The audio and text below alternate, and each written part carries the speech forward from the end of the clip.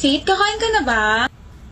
Sino kasabay mo? Yung mga friends ko na tiga-ibang course. Bakit? Pwede ba sumabay? Dali na. Kasi Nari. Bakit? Bawal? I'm actually okay with you joining us, pero kasi I have to ask my friends first if okay sa kanila. Huwag naman. Hi, Faith! Hi, Nari. Sorry kahapon. Uy, no, it's okay. Hindi ka galit? Hindi, ano ka ba?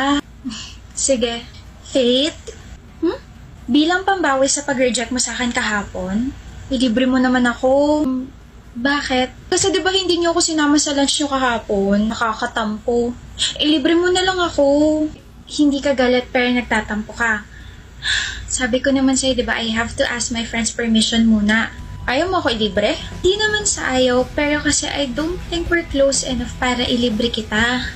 So ililibre mo lang isang tao kapag ka-close mo na. Hindi mo nga ako sinama kahapon. Ako na ngayon lumalapit para makipag-close sa'yo, tapos ngayon sasabihin mo, I'm sorry. Ewan ko sa'yo, choosing.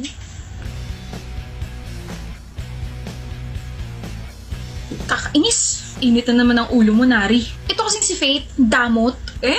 Yung pinakatahimik at pinakamabait na kablock natin? Madamot? Sigurado ko ba si Faith yan? Mabait? Hindi naman mabait yan eh. Lumabas na yung tunay niyang ugali. Bakit ano nangyari?